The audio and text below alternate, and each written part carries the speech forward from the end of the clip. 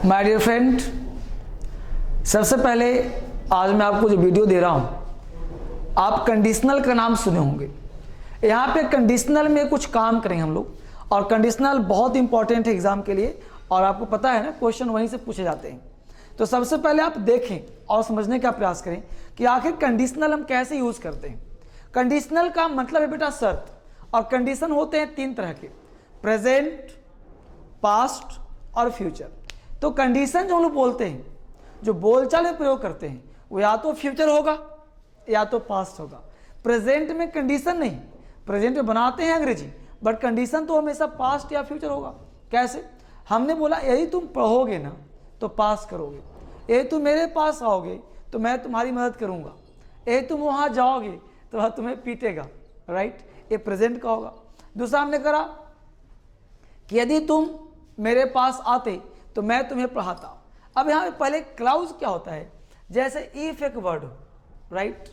If का मतलब यदि या अगर।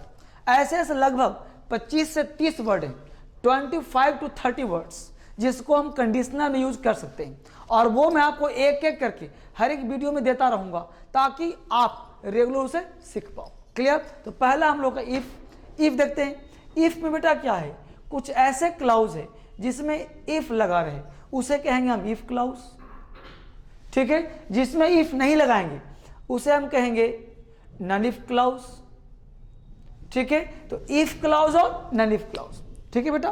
पहला कहता है कि यदि इफ क्लाउज का प्रयोग सिंपल प्रेजेंट टेंस में हो, यानी कि अगर इफ लगा करके हम सिंपल प्रेजेंट में इफ का लगा प्रयोग, इफ क्लाउज क्या कहता है कि इफ का प्रयोग यदि सिंपल प्रेजेंट टेंस में हो, ये V1 और V5 मतलब समझो गो या गोज, वर्ब का फर्स्ट फॉर्म, वर्ब का फिफ्थ फॉर्म, यानी एस और ईएस फॉर्म। तो इफ के साथ सब्जेक्ट लगा हो, V1 या V5 लगा हो, मतलब गो या गोज लगा हो, प्लस अदर वर्ड, ठीक है? तो आने वाला जो क्लाउज होगा सब्जेक्ट के बाद तुम लगा सकते हो विल, लगा सकते हो शैल, लगा सकते हो कैन, लगा सकते हो मे, तब वर्ब का फर्स्ट फॉर्म अदर वर्ब। इसे हम कहते हैं कंडीशनल पहला। ऐसे ऐसे 20-25 हम लोग देखेंगे तब हम लोग क्लियर होगा। तो इफ क्लाउज में करा कि यदि इफ का प्रयोग प्रेजेंट टेंस में किया गया हो तो नॉन इफ, तो इसमें देखो इफ नहीं लगा है, यानी इफ के साथ कभी भी विल शैल का प्रयोग नहीं करेंगे। तो यदि इफ का प्रयोग प्रेजेंट टेंस में हो तो आने वाले नॉन इफ क्लाउज में will shell can may plus verb का फर्स्ट फॉर्म आ सकता है। इसका जो सेंस होता है बच्चे, ये सेंस होता है फ्यूचर का, राइट? फ्यूचर का सेंस होता है, लेकिन इस हिंदी बोलते हैं तो दोनों फ्यूचर, लेकिन अंग्रेजी बनाएंगे तो एक प्रेजेंट और एक फ्यूचर। जैसे मैं बोलूं यदि तुम पढ़ोगे तो पास करोगे, तो यदि तुम पढ़ोगे, ये तुम पढ़ते हो नहीं बोलना, इफ यू रीड, ये तुम पढ़ोगे, तुम पास करोगे, यू विल पास। यदि तुम मेरे पास आओगे तो मैं तुम्हें अंग्रेजी सिखा सकता हूं।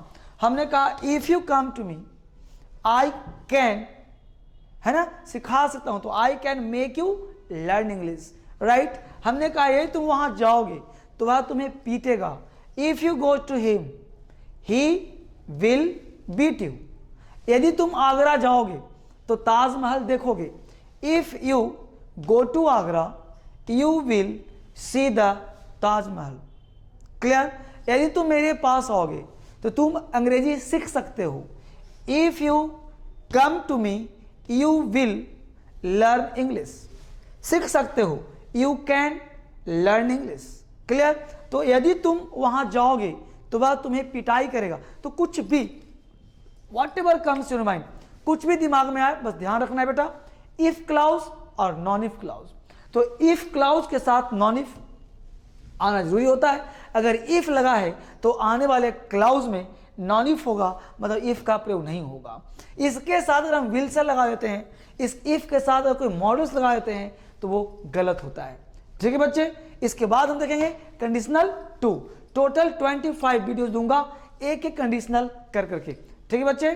Thank you very much. तो आप इसको लाइक करें, सब्सक्राइब करें, और मैं पढ़ाता नहीं सिखाता हूं। Thank you very much.